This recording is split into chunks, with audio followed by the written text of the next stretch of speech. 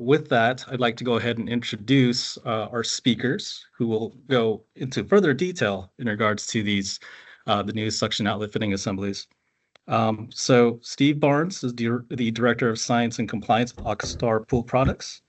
Steve Barnes serves as the Director of Science and Compliance for Aquastar Pool Products. He is the current chair for the VGBA 2017 Standard Writing Committee, a standard reference to the Virginia Graham Baker Pool and Spa Safety Act. Having been a member of the Standard Writing Committee since 2002, his dedication to safety is evident. Additionally, he chairs the Pool and Hot Tub Association Standards Process Committee, is vice chair of the Pool and Hot Tub Association Commercial Council, and a member of the Pool and Hot Tub Association Technical Advisory Committee to the Pool and Hot Tub Association Board of Directors. Since 1984, Steve's role in the pool industry have focused on research, product development, and safety in swimming pool systems. Following Steve, we have Ken Gregory as the Compliance and Safety Manager for Pentair Water Quality. Mr. Gregory was a commercial pool contractor with over 40 years of experience in the design, sales, construction management, and maintenance of residential and commercial pools. He has designed and built pools ranging from a few hundred square feet to several thousand. This includes filtration, chemical controls, UV light systems, variable frequency drives, flow controls, and heating systems of all types. He was directly responsible for all facets of the design process, cost estimating, specifications, and construction management of all commercial projects. He presently works for Pentair Water Quality as a compliance and safety manager. He has served and is serving on various boards and committees. This includes the NSF Joint Committee for NSF 50, the ICC PMG Council, and most of the Pool and Hot Tub Association standard writing committees. So I will go ahead and turn it over to Steve, and I will let him take control. Steve? All right. Thank you. Can you hear me? Oh, yes. I have to open settings and allow teams. All right. Apologize. You never know until you... it's saying I have to quit and reopen to share my screen. I will be right back. Sounds good.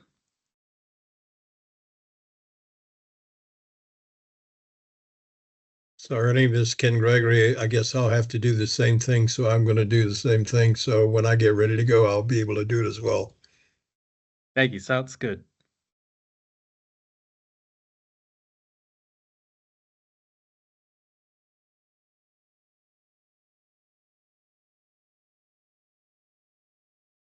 Unmute. There we go. Updates. We got to love them, right? I don't think we have to love them, but we're stuck with them. So let me share my screen.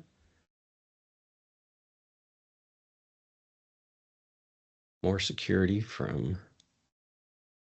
Okay, let's go to Windows and this one.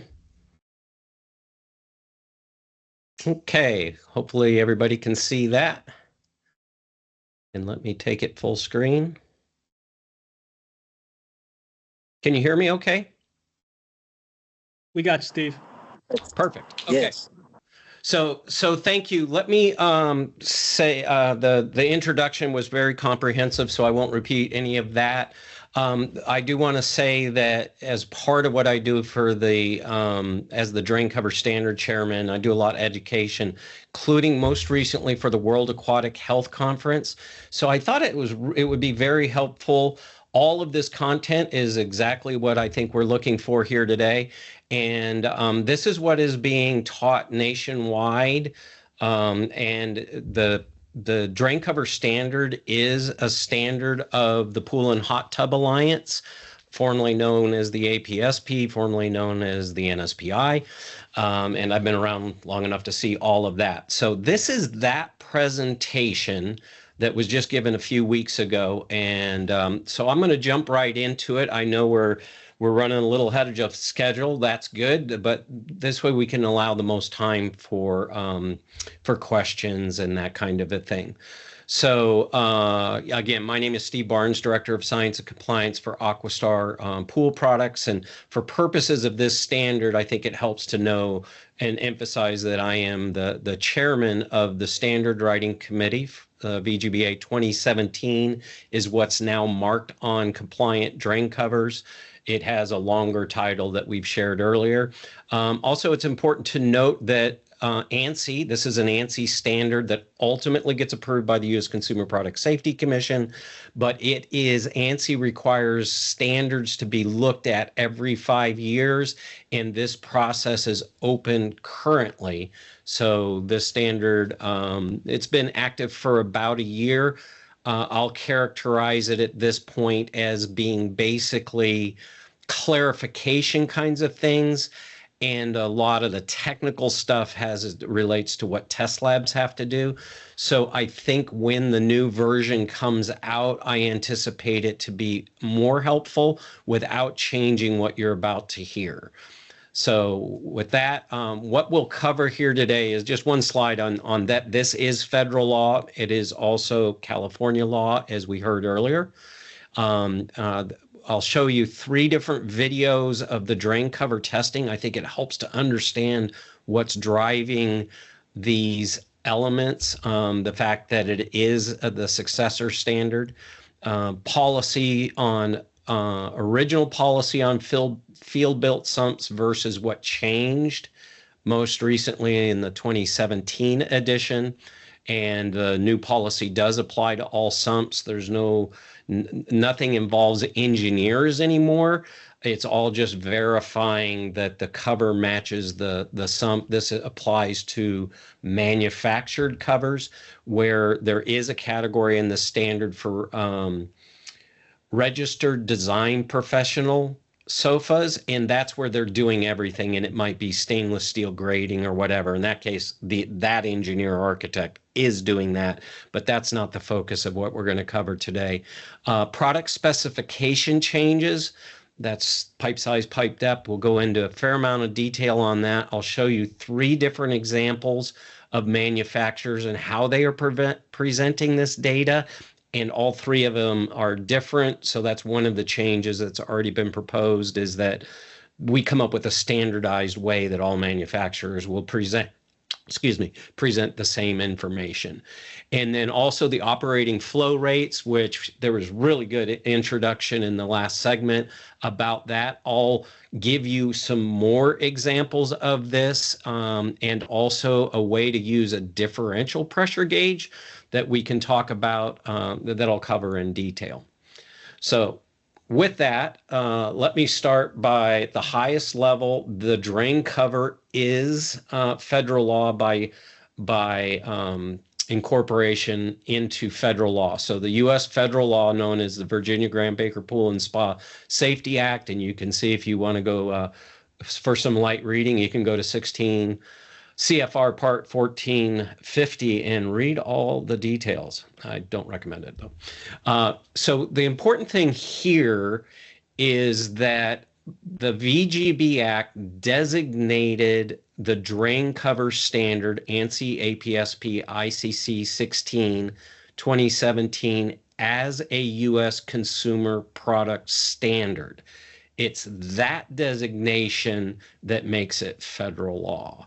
And by extension, California law references this standard as, it goes into ASME A112 or APSP 16, 2011, all the same standard, but this is the successor standard, as was previously mentioned in federal law and also in California state law. So this is what makes this federal law and why we have to deal with it.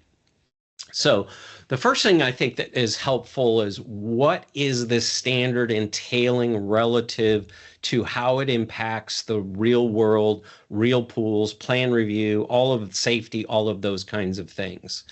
And so the standard does go back to 1987, just a couple of years after I started in the industry. And it originally only had a ponytail test that you basically see here. This is 2 ounces of human hair, brown human hair on a wooden dowel. And in the next coming up, I'll go into the detail of this test. But the important thing to understand is it's basically intentionally feeding the hair into the drain, through the drain cover and into the pipe. And to get a flow rating, every drain cover and every configuration has to pass this test 10 times. This goes back to 1987, and it was adopted as it was a successor or an adaptation of jetted bathtub standard.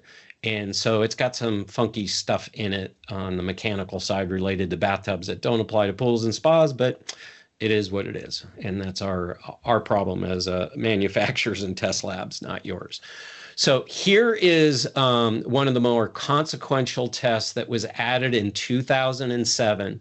Before 2007, the standard said the designer needs to design the cover to prevent body entrapment, but it really didn't define it beyond that.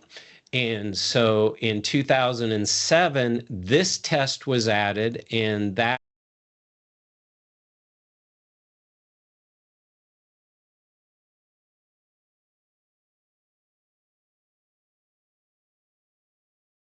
Steve. Okay, I'm unmuted now. How long was I muted? Just happened. Okay, good. All right. So I'll pick it up here on this slide. So in 2007, when this standard was adopted into federal law, or right before it was adopted into federal law, this test was added to the standard. And basically what you were looking at there, I'm going to go back one slide. Oop, I got to go here. I'm going to go back one slide so that I'll replay. Okay, now it'll autoplay. So what you're seeing is that's 2 inches of foam. There's plywood, and then it has to be made neutrally buoyant. So that foam is basically lifeguard foam preserver, and it makes it soft and squishy, sort of like me. And it gets pushed down on all drain covers with 120 pounds. That simulates a large person like me laying in a kiddie pool, sort of a thing. So you could mash down on it. And then it has to be removed, in this case, with less than 15 pounds. That you can't see the profile of that, but the body blocking element is 18 by 23 inches. So basically my shoulders to my hip, and that's what it's intended to emulate.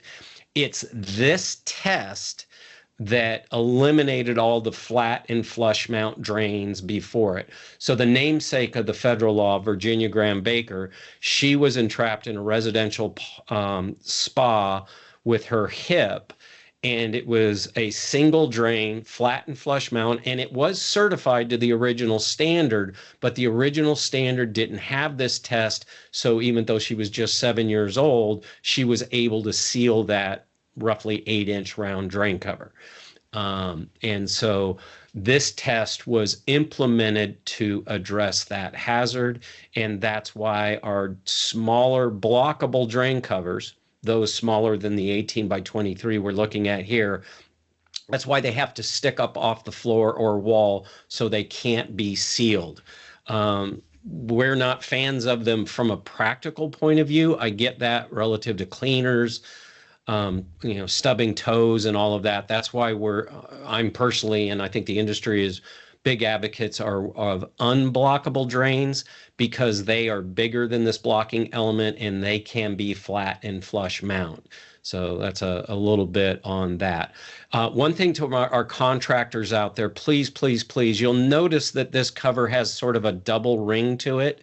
The one on top, and this one can be filled with pool plaster, is why it's dark on top. Then there's the vents, and then a row of plastic, and then more vents. Those are 2 parts. It's critically important that when a drain cover comes with what we call riser rings, or in this case, a vented riser ring, that be installed, because that's what it takes to get them off of the floor enough to pass this standard. I know it's tempting to not use these things, especially in the residential world, but please don't. There's lots of products on the market. You don't have to buy this one, for example. There's those that don't have multiple parts, but please make sure you use those. So, okay, moving on. In this test is called we refer to it the full head of hair test. This was added in 2007 following some research because hair entanglements have always been equal to or about a third of all reported entrapments have been hair tangling in drain covers. And so the committee did research on the ponytail test, and then we actually put on wigs and started playing around with the drain covers, and we found out once you go to a full head of hair, then it can plug up the smaller drains. And so this is also human hair. In this case, it's bleached blonde, if you will, because bleached, naturally blonde hair, we know, and then also even bleached blonde hair tangles much easier than dark hair. And so that's why you see blonde hair here it's viewed as a worst possible case. This is also up to 6 ounces or triple the amount of hair potentially. And then another big element is when water flows around somebody's head or this mannequin, it creates vortex and turbulence below it that we don't get with the dowel. And so it is much harder to pass. And so every drain cover has to pass this test 10 times and the ponytail test 10 times. As a backstory, we looked at taking the ponytail out, but there's some debris drains and things where that's what gives it a problem, not this. So we keep both. The way this works is what you're looking, and this time speeds up, but the hair, every drain has to be connected to a pump, single point suction, and the hair gets fed into the drain cover over the course of 30 seconds. And that's intentionally trying to get as much hair into the drain cover and the pipe as possible. Again, worst case scenario. And then it's held in place for 30 seconds. And then it's allowed to float because the dowel can actually float for 30 seconds. And then at the end of that time, which is about to come up, this will pull up at 5 inches a second.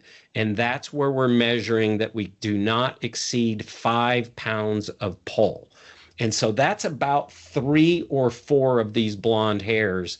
If they tangle and break, that's above 5 pounds. So it's a very conservative test, and it's been very effective. When the flow ratings of pools align with this, let me rephrase it. When we have drain covers that are VGB compliant and they are installed properly and their flow ratings match the pool, they're large enough, then we have a perfect track record. Unfortunately, we continue to have hair entanglements where the flow rating of the cover is exceeded. People have, installed second pumps, made them bigger. All kinds of things have taken what was a compliant drain cover, and now the flow rate's too high for it. So the federal law actually says if you're changing out your pump and filter, one of the things you need to look at is, does that flow rate change what was previously approved in the pool? So this is sort of the foundation stuff of all of this. So now one of the most impactful changes between the original 2007 standard and the VGBA 2017 standard that went into effect in 2021 is every pipe size and pipe orientation must be tested and given a flow rate. This was a code change proposal by the U.S. Consumer Product Safety Commission based on testing they did in 2012-13 range.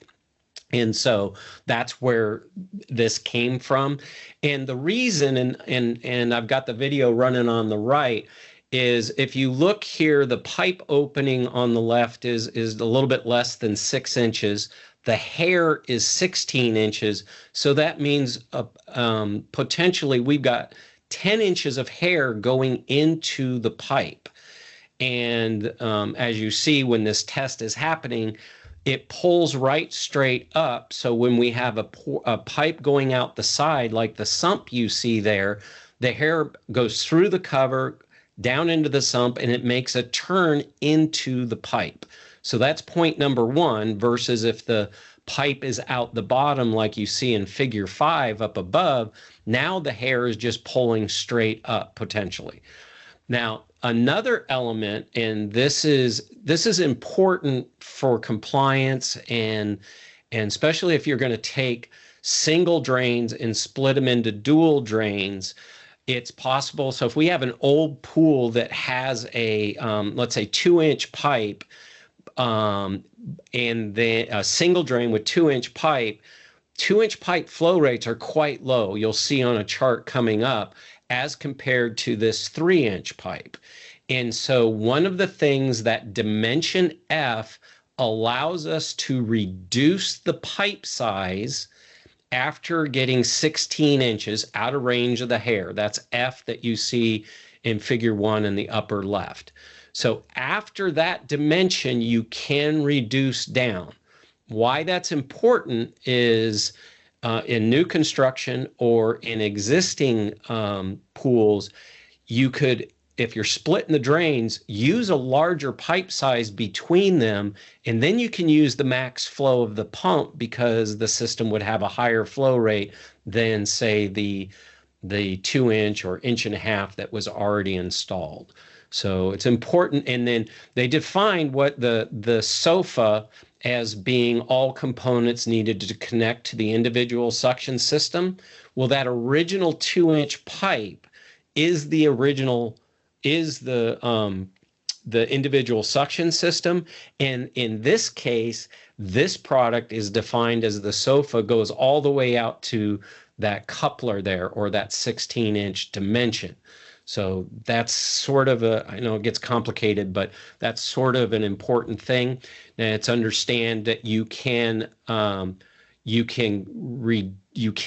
reduce the pipe size inside of that 16 inches, but you can always go larger.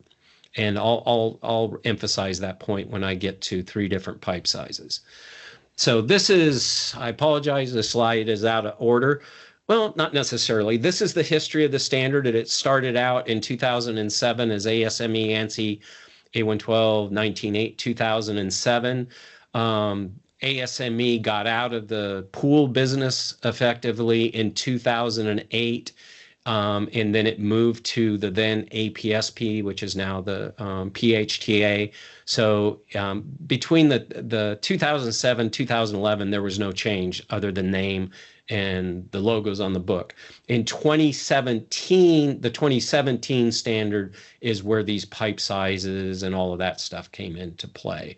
In all cases, both federally and the state of California, each one of these is the middle one and the right is the successor standard, and that's what makes them federal law and California law. So here's something to understand is the original 2007 version had this language in it, the intent, and this was the figure 2 1.5 pipe diameters that that we changed from. And this is one of the big changes. And so the original section 234 talked about figure 2. This is where we get the 1.5 pipe diameters. It was always the intent of the standard that the manufacturer recommends the sump or a field-built sump of the design specified by the manufacturer. That was always the intent, but there was a secondary alternative that said, alternatively, a sump built in accordance with figure 2 shall be permitted.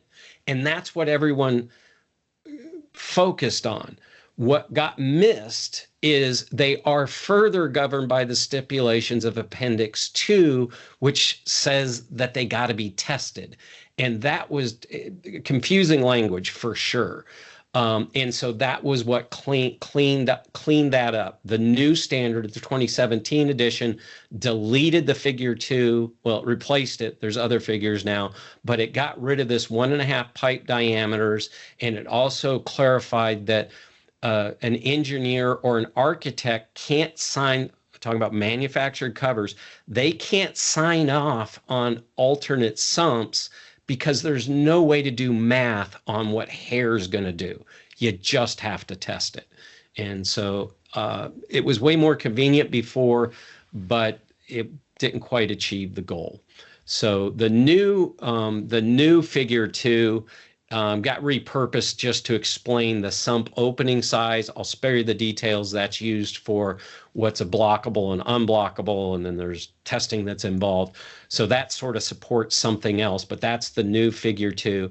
And then this is just a larger view of figure 5 that from the standard that you see the F dimension that is there. It also has a bunch of others. This specific figure is used by test labs and manufacturers if they're doing testing to document the sump that was actually tested. So C, D, and E are so we can reproduce a sump for testing purposes. They are not, never were, and are not required for compliance to determine if a cover is compatible. What's required for cover compatibility is more simplistic. And so let me pull back out of those weeds a little bit and talk about what do we need to verify compliance of drain covers.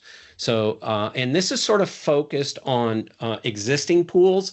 Obviously, new construction, it's a lot easier. The designer will pick what they want and presumably will meet all of this right from day one. So this is really intended, what is, if you got an existing pool and you need to update those drain covers, what's the process? First is what size is it? Effectively, we need to know the minimum. You can always cover small openings with bigger covers, assume they're certified for that purpose, and attached to the pool and all that. But you obviously can't use a 6-inch on a smaller one. A little bit of common sense, but it's a question that we actually get. Okay, so first, what is it? Square, round, whatever the case may be.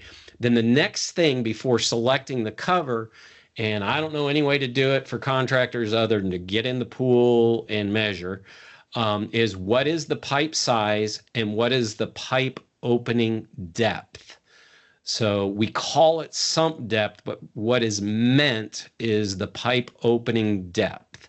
And then the third thing is then once you know that element, then what is the flow rating? What is the actual flow rating of the system? And this is hiding behind my thing, so I'm going from memory. Let me see if I can move this. No, I can't. So we'll move on. Hopefully you saw what's in there. Basically, that's your flow rate. Okay, so one thing, just as a point of reference for contractors, you do not have to buy manufacturer sumps. You can use you can use the drain covers depth and pipe size and orientation and field fabricate it. And that is California law and federal law. And it says manufactured or field built sumps shall be permitted.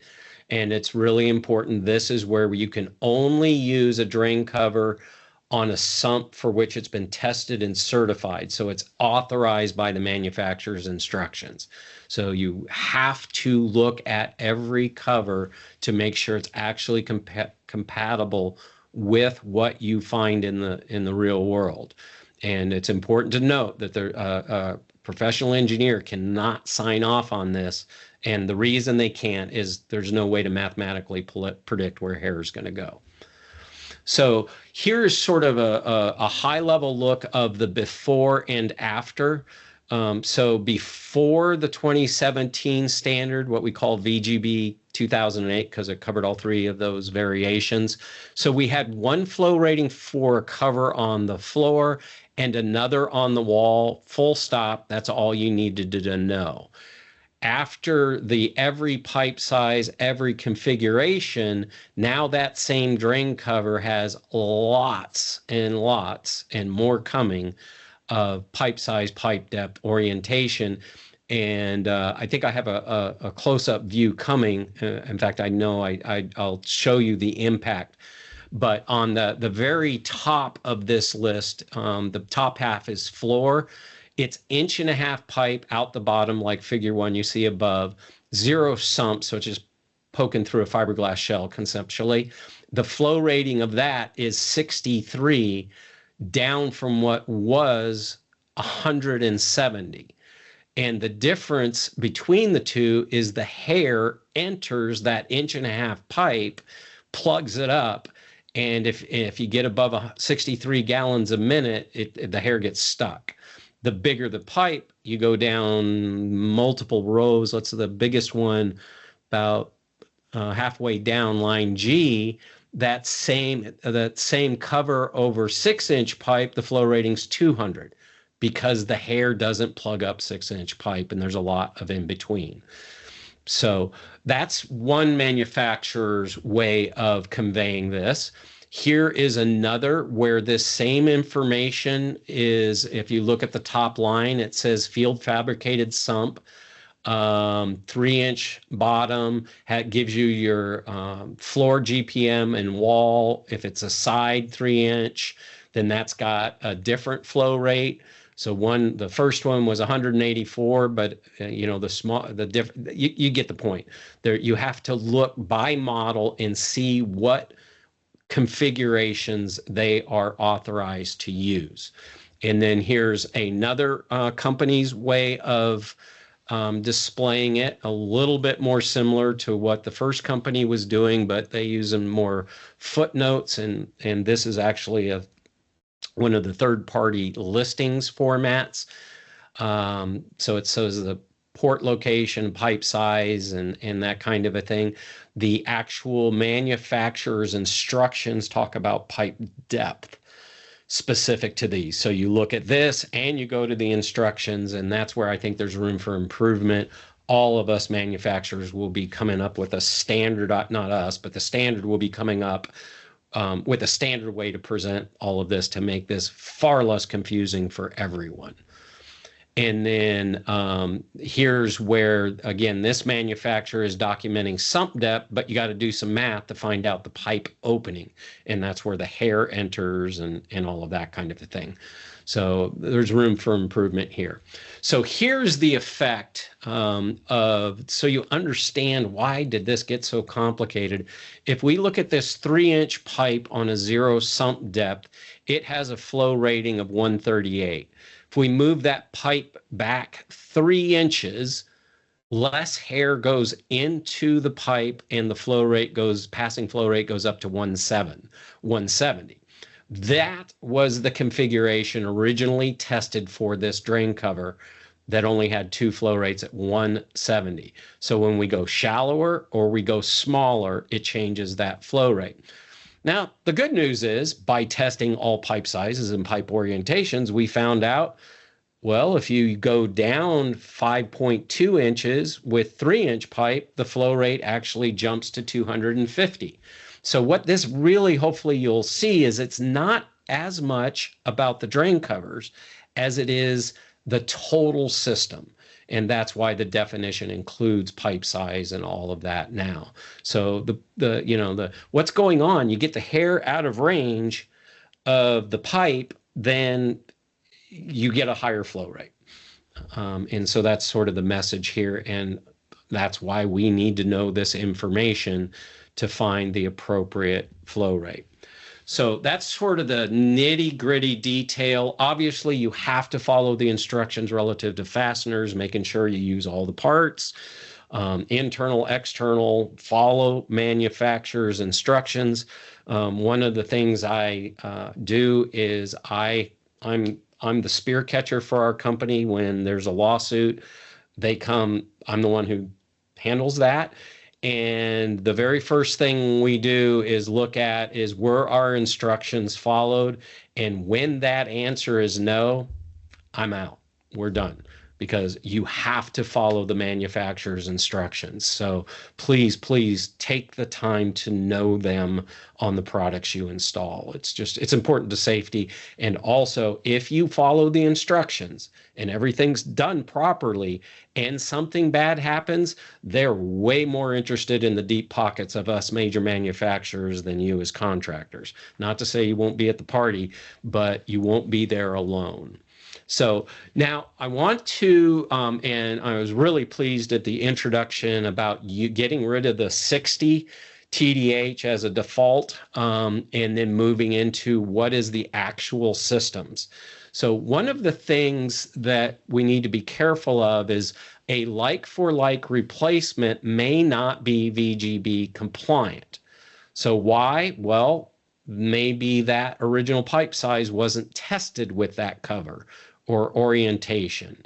So as I went into great detail, those flow rates have changed. So you've got to look at the sump, pipe size, depth, orientation, and then verify that that existing cover is authorized for that. If it's not, then you have to look for something else. I went into detail on the figure 2 sumps were deleted. So used to be if it was 1.5 pipe diameters, then you were good to go. So if it was a 10-inch pipe, I'll do math I can do in the top of my head, and it was 15 inches, then you were fine. And that's not the case now. The cover has to be authorized.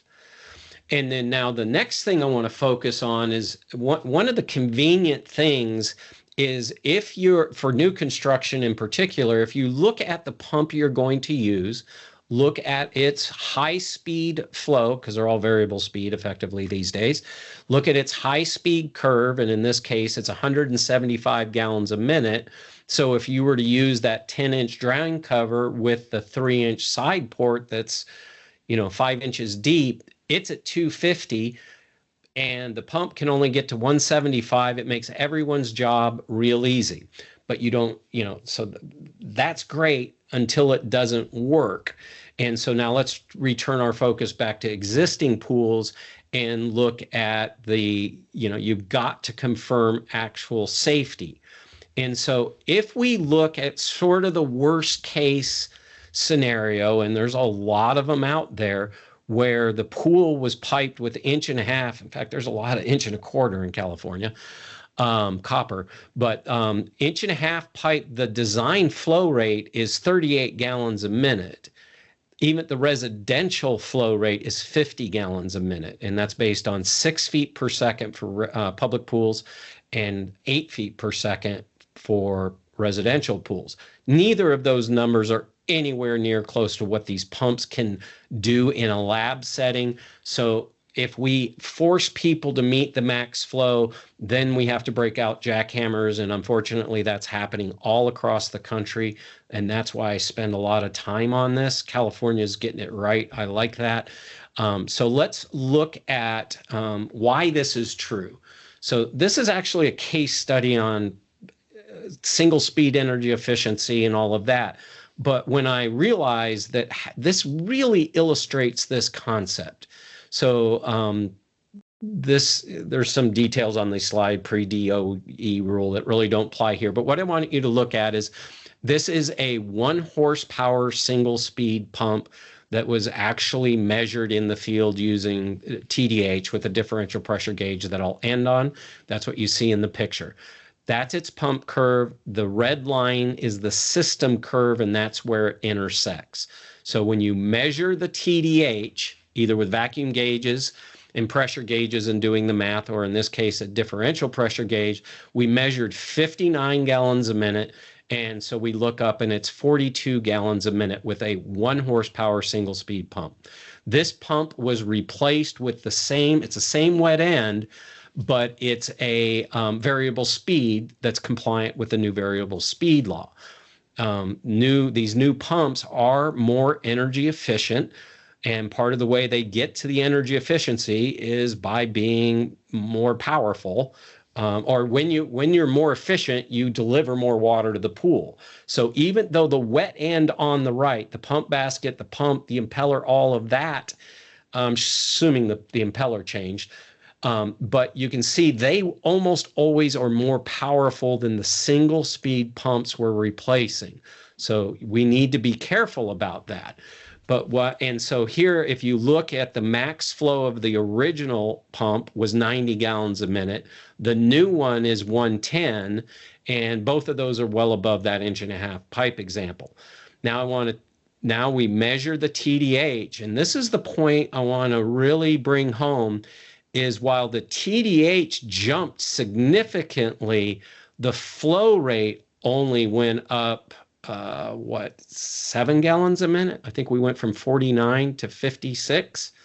Actually, I think that's a typo. It's supposed to be 56. Anyway, you get, let me go back. I fixed this, I thought. Yeah, it's 46. We went from 42 to 46. The 56 is a typo. My apologies. I thought I fixed it. And then now what is done is this is a wholly different pump that replaced, I shouldn't have had the product name in there. So you can see the blue line it goes up to 180 gallons a minute. Yet when we look at the actual measured TDH, it went up to 79, but the flow rate only went up to 49.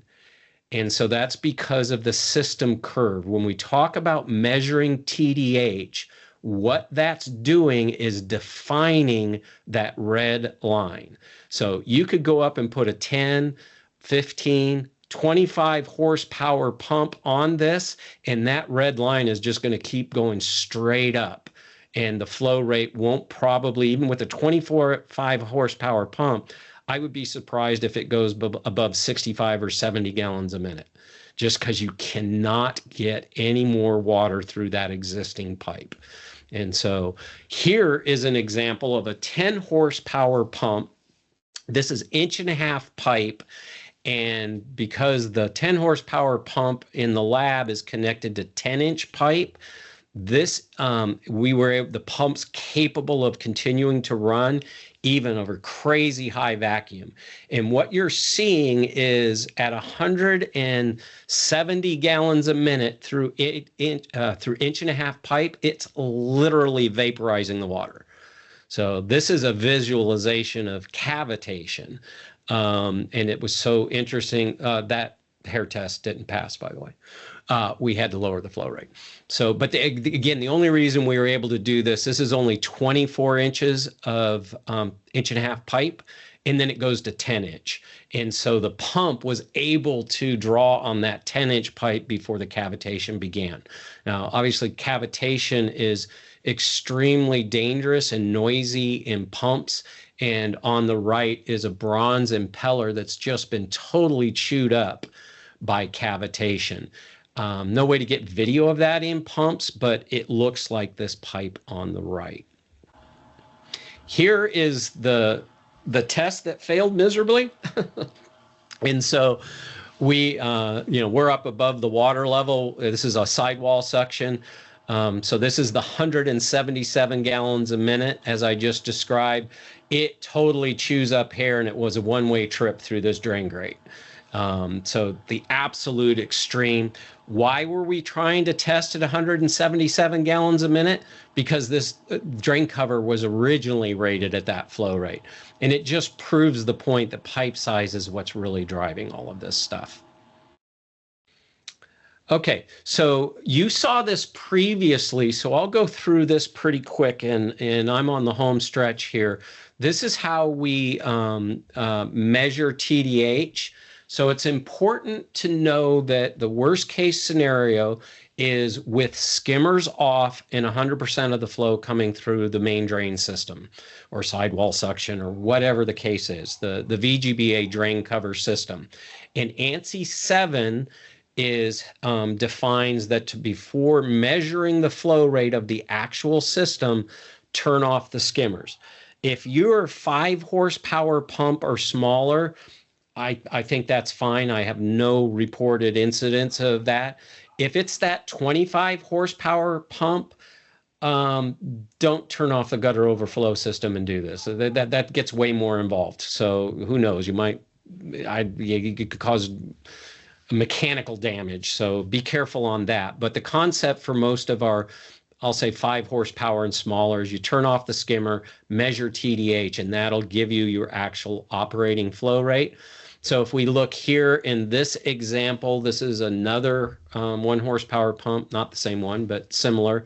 So in this example, we measured 70, you go across and the TDH or go down and the flow rate's approximately 60. So you've seen that a couple of times now. The conversion factors for inches of mercury, which is on the suction side, is 1.13 inches of mercury equals 1 foot of water. The reason we have to convert to feet of water is that's what the pump curve units are on the upper left. So if we measure, and then on the pressure side, we use PSI, and 1 PSI equals 2.31 feet of water. Those are the conversion factors because we need to get both units into feet of water. And then after the conversion, that's very important, then you take the two and add them together. That total gives us the total head of the system. Now we call it total dynamic head, and that applies to pumps because as your filter gets dirty, as your skimmers plug up, that changes. So if a skimmer's plugged up, your vacuum level goes up, then your TDH goes up and your flow goes down. As your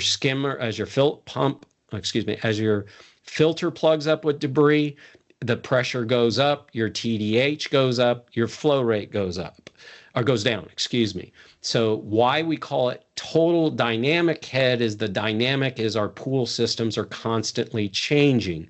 That's why Ken will get into the importance of making sure that when you do this evaluation, your filter's clean, and your skimmer and baskets, your all valves that would be open or can be opened, if in case of a residential pool, are open, so we identify the maximum flow condition with the lowest TDH. So that's the concept here, and Ken will probably make a lot more sense out of this for us all. So here's an example. If we measured 10 inches of mercury, we multiply it by 1.13, we have 11 feet. Measure pump pressure. If we measured 20 PSI, we multiply that by 2.31. We now have 46. We add them together, we get 57. We go look up 57 on the pump curve, and then go down, TDH on the left, feet of water, and then we go down and you can see this is what, 77 gallons a minute on this pump curve. And that is a very, very accurate way to do this, provided your vacuum gauge and your pressure gauge are in good shape and haven't been dropped, broken, they don't have a problem, right? And another element is if your pool equipment, which is very uncommon here in California, but if your pool equipment is below water level, then your vacuum gauge is going to be sitting at 0, and when there could actually be a differential pressure. That's why I personally advocate for differential pressure gauges. And I know it's a little bit different than what they're now requiring with pressure gauges. So in this case, maybe think of it as a tool to validate, and I'll go into more detail on that here in just a second on what a differential pressure gauge is. I'll go into that detail right now. So in the foreground, I don't have slide preview, so I might be talking about what's coming up. But if you look at the pump on the right is the pump basket, the suction side, that's the low pressure. On the left is the high pressure. So if we look at the gauges on the left, out right next to the base of the pump, that's a PSI gauge. On the right is a digital vacuum gauge, and that would behave just like you saw previously. Now, on this case, to the left here is a flow meter that's extremely accurate, and we'll use that to validate the TDH here in a second. If you look, the low pressure is connected to the low pressure side of this differential pressure gauge, and then the high pressure is connected to the high pressure.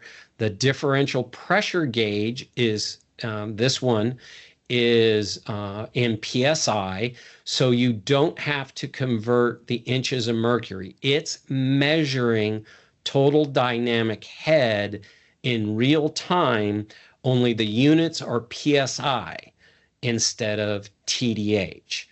And so all we have to do to get the actual is to, this was the one I thought. So I just said this. So on the left is a PSI gauge, on the right is the vacuum gauge, and then the differential is down below. And these are all connected together just so you sort of see how that works. And then the flow meter on the left that we use just in our lab environment. So again, absolute difference between suction and pressure equals total dynamic head. In this case, we are measuring PSI. It was measured, as you may have seen in the picture, it was 12 PSI. And then so all now we have to do with the PSI D gauge is convert 1 PSI is still equal to 2.31. So we multiply 12 times 2.31, and our TDH on that system was 27.7. We would call that 28. Generally speaking, you go across saying, this is a 1.5 horse pump. At that TDH, it's moving 120 gallons a minute. So it's just from a science and gauge laboratory environment, differential gauges are always more accurate because you only got one gauge instead of two. You're not doing math, so you can get rid of errors in that regard. But most importantly, it doesn't matter the elevation of the pump relative to the water level of the pool, because we're measuring on both sides of this gauge the water depth, whether it be above water level, like a pump 5 feet above water level, or one 5 feet below water level. Those things in the physics world cancel each other out, and the result is what the pump is doing. That's why I'm a huge fan. That's almost all we use in the lab for all of our VGB testing and pumps and filters and everything, because it's the most accurate. And to get good quality vacuum gauge and pressure gauges, they end up costing more than one of these, and we don't sell this product, so not advocating for anything. So now I just want to bring this home by looking at the accuracy of TDH and why this is a really good approach. Here we have this particular pump, 3,400 RPM. Measured flow on this flow meter is 120. It's accurate. It's certified to all kinds of standards. So it's accurate to plus or minus 0.3%. Most flow meters are plus or minus 10 historically, or the newer ones might be plus or minus 5. These lab meters, incredibly accurate. So now when measuring this, I actually came back and did this twice because it was so close. So we measured 12 PSI, that's the 27.7, and that came out to suspiciously close to 120, 119. So I went out and did it again, and I just want to show you, and this is focused on the differential gauge. So really zoomed in on this a second time, and it really is 27.7, and the TDH measured flow rate is just inside of 120. And then look at the flow meter. The point of this is TDH, especially with differential gauges, is extremely accurate. You don't have to worry about elevation of water. You don't have to worry about two different gauges and are they broken, needle bent, all of those kinds of things. The one downside of this is it's not really useful for anything else, unlike a vacuum gauge will tell you, hey, you got a suction blockage because of a skimmer valve or whatever, and the pressure gauge will tell you you got a dirty filter. This won't tell you that. It's only going to give you the total dynamic head. So it's not really appropriate to leave behind. I mean, you could, but there's not much reason. So just, existing in verification on pools, you just got to take the cover off and see what you're doing, what you're dealing with. In both these examples, we have 2-inch pipe, but they will have radically different flow rates because of how the pipe enters the pool, so to speak. And also that was actually, let me go back. This is touching on fasteners. So on the left, this was actually an entrapment case where the cover, which was a modern VGB compliant drain cover, but they screwed it down into these existing holes down at, left and upper right. And another kid pulled the cover off, and then a 6-year-old sat on this opening. And so what you see on the right is with there you can use adapter plates, and a lot of us manufacturers have these kinds of things, and that's all well and good, but you have to make sure the fastener integrity is correct. And plan review, well, that would be on new stuff, but your health department, our AHJs, this is not their job. It can't be their job. So as contractors, I encourage you, just make sure the boots on the ground, those people that are in these pools, are really paying attention to that. Because again, the sump on the left was, quote, a VGB client compliant installation until somebody grabbed it, pulled it off, and then we have tragedy.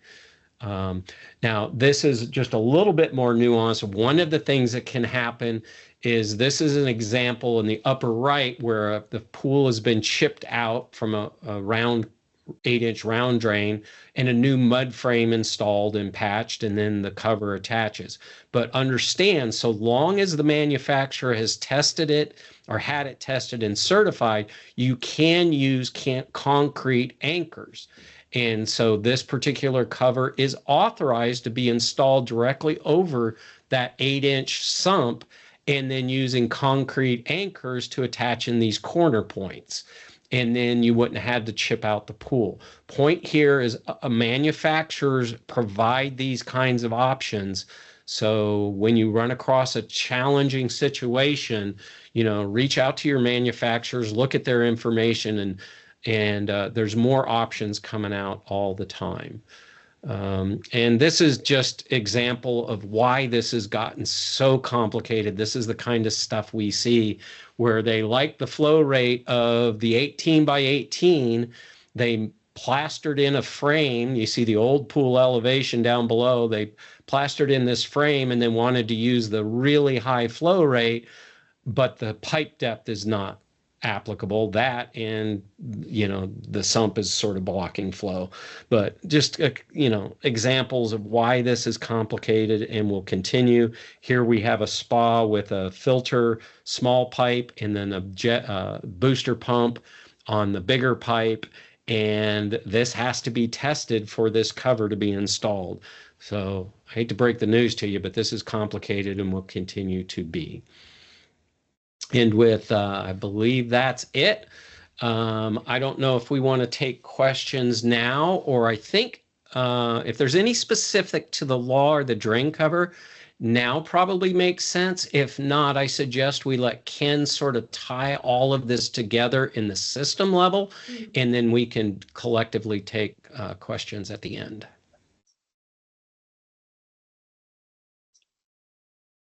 Steve, we got one question, and it's this was probably in regards to taking the differential test. Does the filter need to be cleaned prior to the test? Yes, absolutely.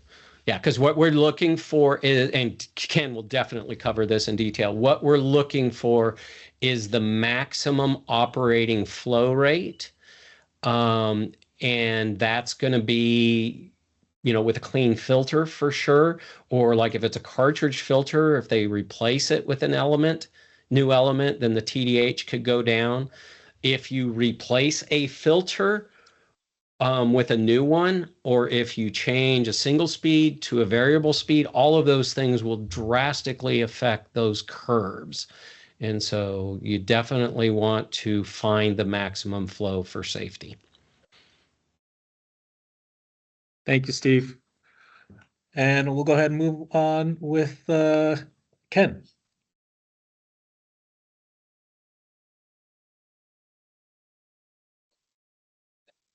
Unmute, Ken.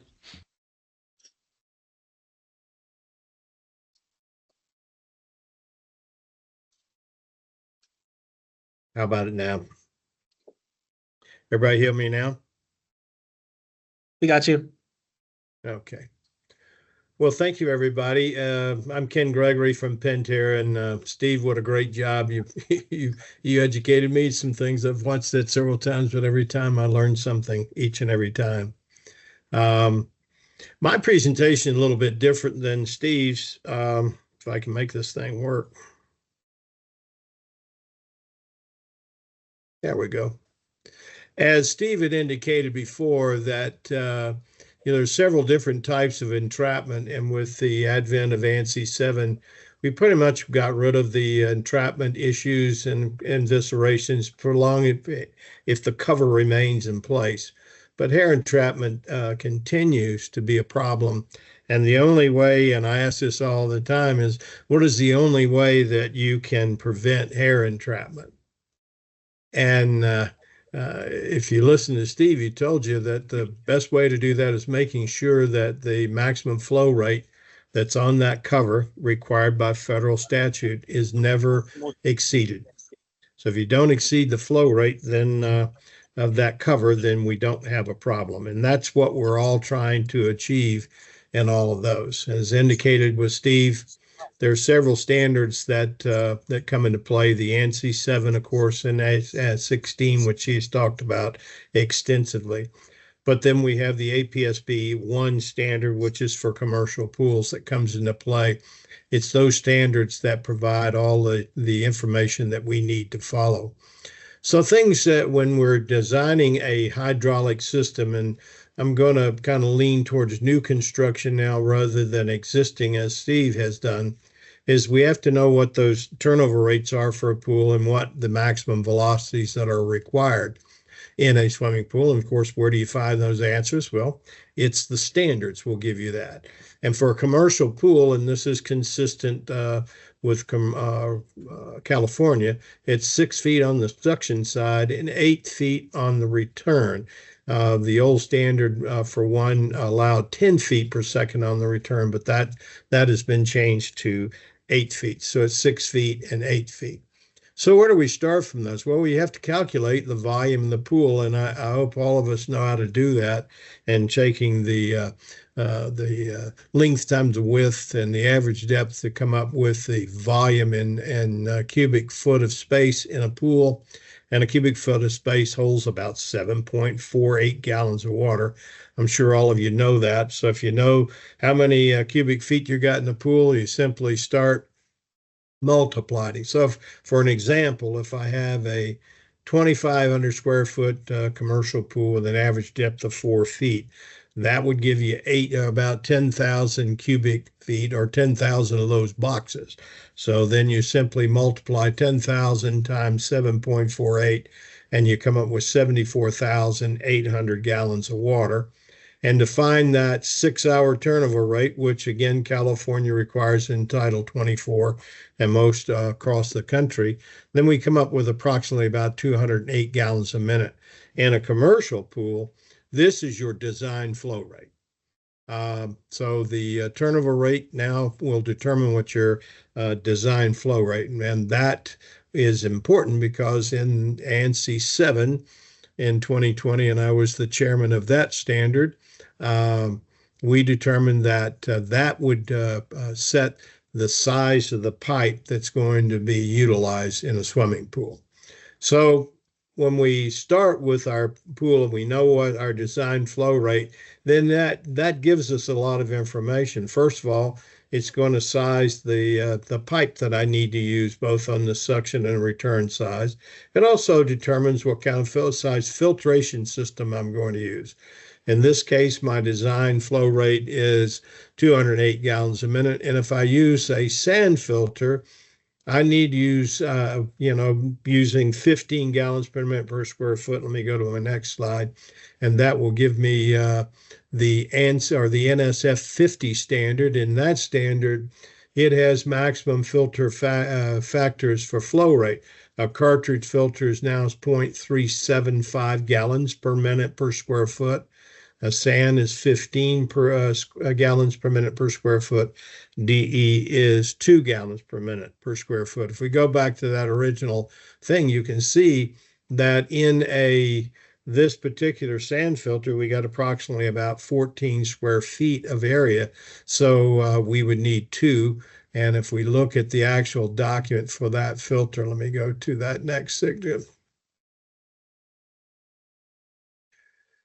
In this case, for this sand filter, you can always find on the product sheet whether, what manufacturer you're using. You can see this particular sand filter has 7.06 feet of square foot of area. So then in order to get the 14, you would have to use two of these in order to stay within those design flow rates. So now we get into the ANSI 7 because now we've got the design flow rate, and in this we put maximum system flow rate, and this is important to you contractors. This is a control systems that primarily for public pools. And let's read this together. Maximum system flow rate is the flow rate at the pump's highest operating speed. And in most cases, a single phase pump will operate about 3450. There are some that move a little quicker, but for the average, we'll just use 3450. And if you read it carefully, for new construction and for renovations, for you guys using new piping, any new piping you're going to add, the design flow rate will determine the pipe size. And then you have to stay within the velocities of those particular pipes. And when we're all finished, you have to use a pressure gauge and a vacuum gauge and or a flow meter to determine what the resulting flow rate is going to be. When they talk about a secured system, control system, it's any means that reasonably prevents unauthorized access to the pump and valve consistence by people who can make adjustments. That's a pump room. It has to be done. And the reason for that is that in a commercial pool, you have to provide a pump that is capable of giving you more flow than that design flow rate.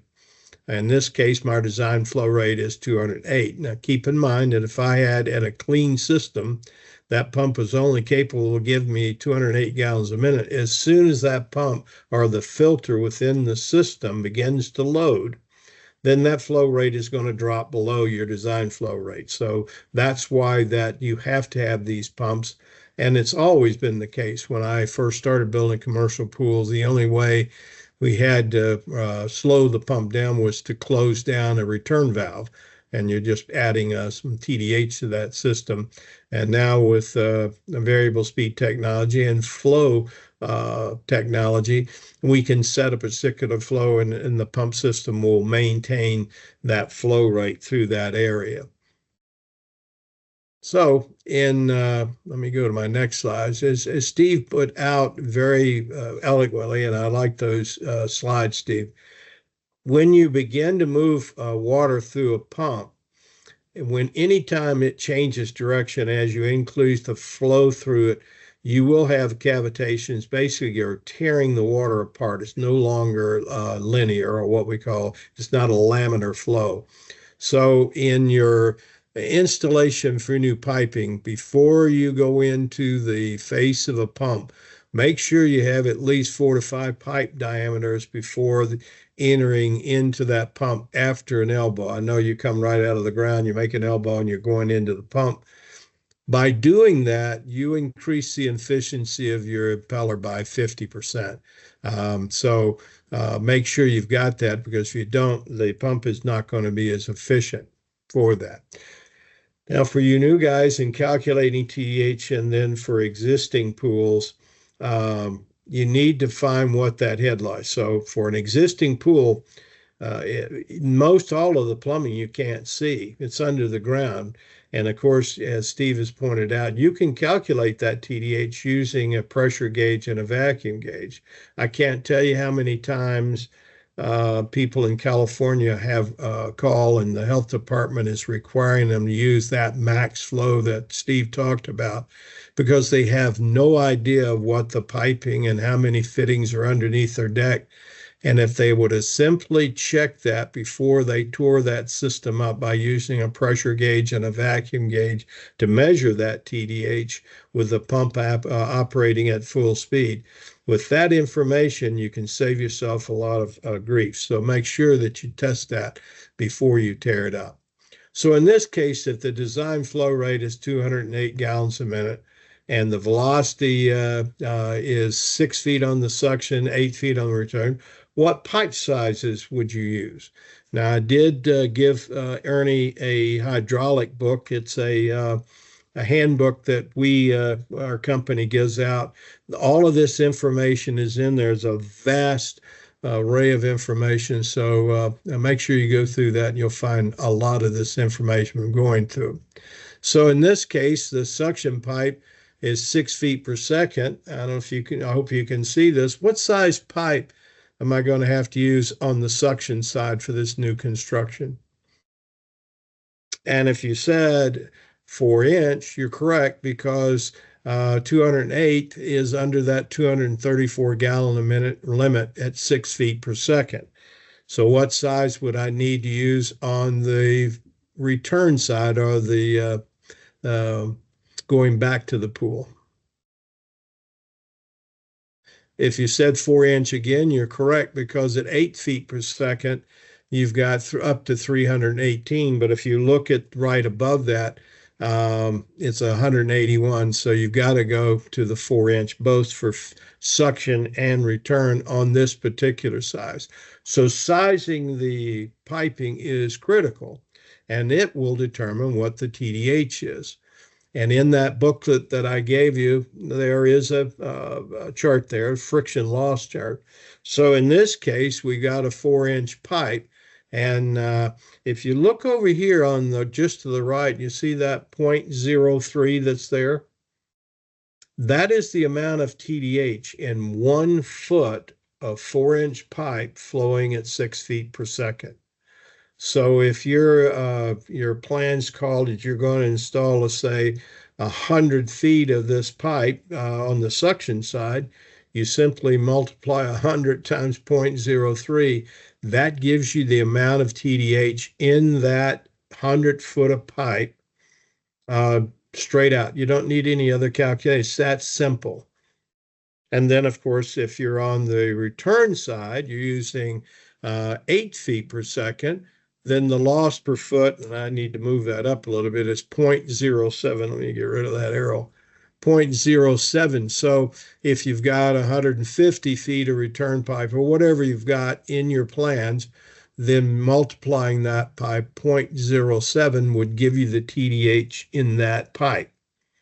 But that's not all of the dynamic head you got in the system. You got to consider, I've got some pipe or some fittings into that. Fittings are a little different than pipe. They are actually rated in feet of pipe. So if you look at this chart, a 2-inch standard elbow equals 8.6 feet of pipe. Now, if you ever wonder why California, their Title 20 wants you to use sweep 90s, you can see by using a sweep 90, you just reduce that by about 3 feet, or right at 3 feet of pipe. So you know the number of elbows you're going to use and the size you're going to use. In this case, you can see a 4-inch standard elbow is 13.1 feet of pipe. So if you had 10 of those, that would equal 130 feet of pipe. Well, if that's on the suction side, remember that 0.03? If you multiply the 130 times that 0.03, you just calculated the head loss in those fittings. And you can do the same thing on the return side as well. And of course, I'll remind you back to that particular chart, 0.3 on the suction side, and you got about 0.7 on the return side. Going back to filtration and figuring out everything, now we've got the pipe and the fittings, and we figure that everything the water goes through is going to offer some kind of resistance to it. In this case, this filter we're going to use, every manufacturer will provide you with a loss chart based on the flow. So at 104 gallons a minute, this filter would have a pressure drop of 12.2. Question, why? I thought my design flow rate was 208. Why am I using 104 gallons a minute in this calculation? If you remember what I said, we had two of these filters, and those are usually, they're not in series, they're in parallel. So each filter is only going to looking at 104 gallons a minute. Now, I could spend the rest of the time talking about fluid dynamics and why this case. You just consider the one filter when they're in tandem, not both of them. And if you go back to, let me go back to that slide. You remember Steve gave you that 2.31 feet ahead for every PSI? And again, it's in that handbook that I gave you. So in this case, if you want to know what the loss in that filter is, you'd have to multiply 12.2 times 2.31, and that would give you that amount of TDH in that filter flowing at 104 gallons a minute. This is a calculator that I designed, God, I don't know, 30 years ago. It's simple. It's a simple spreadsheet. Now, there are many on the market more sophisticated than this, but in this case, you can see that at the top, all of these calculators have a static lift. And in that, how far or how below the water level is the pump. And by indicating that distance, you can adjust the TDH. As you go above the water level, the TDH is going to increase. As you go below the water level, that TDH is going to decrease. And I'll give you that calculation in a minute. And the calculator that I gave you in the handouts, if you know how far the pump is underwater and you put that in there in a negative number, it will automatically adjust all your figures to be in the correct TDH if you're trying to calculate it. But in these type of calculators, all you have to do is enter the amount of pipe that you're going to use and its size, and the number of fittings you're going to use both on the suction, and that pink column you see there is the suction side. The blue column is for pressure, and you add those in there. That will give you all the TDH of your pipes and fittings that you need. You'll have to calculate the filter loss and heater loss and all of those things, and you'll get that from your manufacturer in their loss sheets. Then the calculator will give you a total dynamic head. In this case, it's calculating, telling you 45 feet of head. So that would be a clean TDH.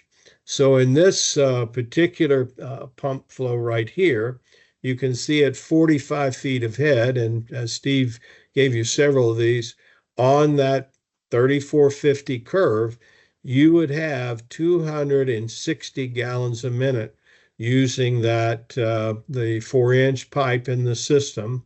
And when that pump is running at 3450, it's going to give you 260 gallons a minute.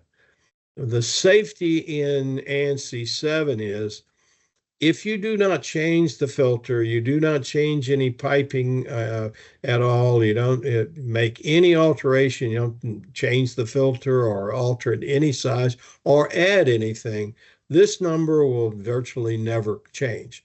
So that pump operating in that system is not going to give you more than 260.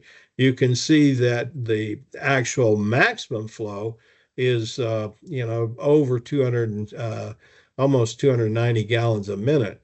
But within that system, that pump is never going to get there. And I think Steve made a good issue of that. So as you can see, I've got another figure of 68 feet of head. And you'll see at 68 feet of head, that pump will give me right at that 208 gallons a minute, which is our design flow rate. Well, if you listen to him pretty good, most filter manufacturers will tell you when you see a 10 psi delta P or change in pressure on your pressure gauge, it's time to backwash. And that 68 feet ahead equals or what is representing what we call a dirty filter. And of course, 23 added to 45 gives you your 68. So that's where we're at. So that pump is actually, when you're operating up to that 68, you're maintaining your 208. If you have a variable flow or speed pump, you're saving money all the way up to that 68 feet of head in operating that pump. And that is the safety of ANSI 7, is that when you calculate the maximum flow rate at operating at 3450, then you know, at this case, 260 gallons a minute is all of that pump is ever going to make. For new construction, that makes it quite easy to calculate these figures. So, and Steve always gets me with this one. He doesn't like this one. This is an out-of-date thing, but I just bring it up there to show you there is a floor rating. There is a wall rating for those over their sump if you're using that particular sump. And obviously, I like this slide because I always ask the question, well, can you use this particular drain cover on the wall of a pool? And the answer would be no, because the maximum flow rate of that system was not 208, it was 260 gallons a minute. So be careful. The design flow rate is operated at a much slower speed using a variable speed pump. When that pump is ramped up to 3450 and a clean filter, you're going to have 260 gallons a minute. So you would not be able to use that. So choose your drain covers very, very carefully. I also gave you a copy of this calculator, which Steve had a hand in designing and doing, and I made some changes to it. So you can see in this calculator, what I would do is I would put the amount of water that in the pool. Remember that 7,408 800 gallons of water, and we got a 6-hour turnover rate, and that turnover rate, the design flow rate, is 208 gallons a minute. Do you remember when we calculated the TDH there, going through it real quickly, that at 3450 we had about 45 feet of head at 260 gallons a minute flow rate, and those were calculated. Then going down to my custom speed, I can adjust that speed to any speed that gives me my flow rate. In this case, is 2757, or you can put any speed in there, and that pump, because of the affinity law, we don't go too deep into that, this calculator will give me the flow rates at those speeds. The health departments are using these because if they know 2757 is where it should be, by putting 2757 on there, they want to make sure you get 208. That will verify your calculations that you made are correct. So if you have any questions about this, Ernie has my email address and my phone number, and I know there are several people down there in San Diego that have contacted me over the years. I'll be glad to contact you back and help you with any of these. Just keep in mind that in retrofishing any suction systems, you can use existing pipes that are in the pool. So in the pipe that's underneath the ground, you can use that, and the velocities in those pipes don't count. It's only the pipe you're going to add to the system. New piping have to meet that 6 feet on the suction, 8 feet on the return. So make sure that you understand that. But I think I'm not going to go too deep into that because Steve covered that quite area. So in verifying the TDH for an existing pool, we place a vacuum gauge on the suction side, a pressure gauge on the pressure side, and you record the readings on either one of those, add them together, and then you can find out what your TDH is. In that those handouts I gave you, there's a diagram like this that indicates graphically where those gauges go. I always find out that those thumb screws that are on the side of the pump, everybody call them drain ports. They're actually test ports, and Steve did a good job of showing how they test those pumps in the laboratory. So that's the way we do test them. Vacuum gauge and a pressure gauge. If you want to spend the money for a differential gauge, that's good, but a pressure gauge and a vacuum gauge will work just as well, multiplying the pressure gauge by 2.31 and the vacuum by 1.13, or the conversion chart, which is in that handbook that I gave you. You can read the pressure down on the left side, in this case, about 12 psi, and 16 inches of mercury will give you about 45.8 feet of head. So, and of course, if it's new construction, you're providing this information to the plans examiner before the pool is built. They're going to require you to put a pressure gauge and a vacuum gauge on it when you're final, to make sure that your calculations are correct, because if the TDH is lower, your flow rate's going to be higher. And of course, if it's much higher, the flow rate's going to be lower.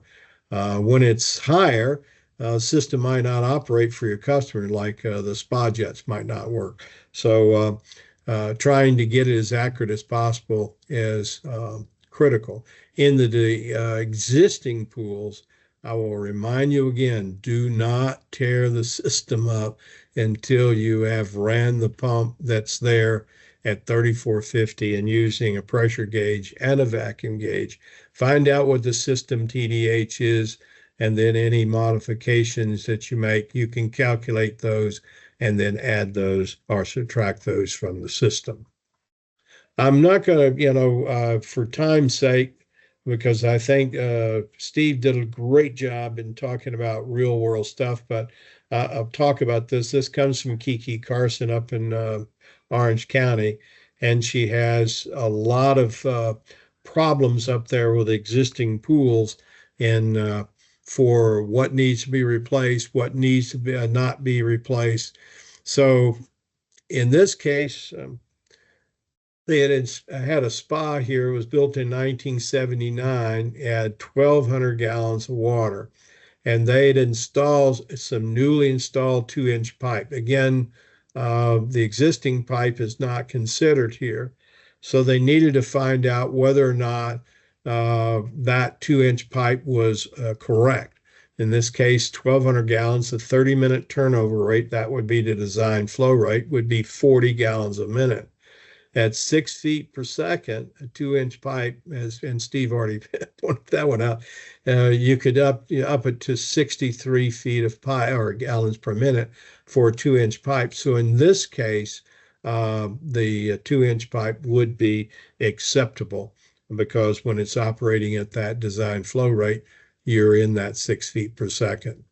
When you don't calculate these, and this is the pump that was installed in this, the color G curve was the maximum flow, which was up around about 118, 19 gallons a minute, which would only give you about 15 feet of head of dynamic head, which is quite low. You would have to then meet the 118 gallons a minute, because you don't know what that flow or the TDH of that system is. If you find out what that TDH before you tear the system up, then you don't have to go with this. And contractors, I've had several of them call me, system has been torn out. They have no idea what the TDH is, no way to calculate it, because they have no idea what's underneath the deck. The health department is doing what they can to accommodate, and this is usually the only option they have. So there's a good example to find out what that system TDH is prior to taking that system out. Not going to go over covers too much, because Steve has covered that quite a bit, so I won't waste your time in this. I always like this particular slide Kiki gave to me. We've got like 4 skimmers all tied into a system, and the suction, 4-inch suction sucking of that. And the question is this acceptable? And I indicated it is acceptable because there are no valves that isolate any of those, including the main drain. So I would doubt there's a lot of flow on those drain covers that are in that pool. There are plenty of suction on the skimmers that are there. If you're dealing with an existing pool, there's several ways. If you tear the system up, you can use what we call a simplified method. In a simplified method, you don't take anything in consideration except the piping and the heater and the filter in your calculations. And you simply, in this case, you say, well, from the spot of the equipment room, I got about 70 feet. So I've got two pipes. So I got 140 feet of X amount of pipe in the case of the pool. And you can come up with a simulated TDH calculator. I will warn you that it'll be quite low. So your flow rates are going to be high. In the case of the pool, in this case, they had a pool that was 30 feet under the pump room was 30 feet below the pool. In this case, you can see a picture of the vacuum gauge sitting on a 0, and Steve has already done that. So they took the pressure gauge at 45 feet pressure, multiplied by 2.31. They come up with about 104 feet of head. And if they looked at the TDH or the chart of the pump, at 104 feet ahead, there should be no flow. But when they call us, well, Ken, it says shouldn't be flow, but there's flow on this thing. Well, the reason why that they needed to calculate what the system pressure is. Now, if you got a differential gauge, as Steve put it out, it's pretty easy. But in this case, you can easily calculate what that system TDH is using, if we divide the 2.3, we discover it's 0.433. And in this case, I've got the actual formula. So we have 30 feet, that'd be minus 30 times that 0.433 times 2.31 would give you 30.0067.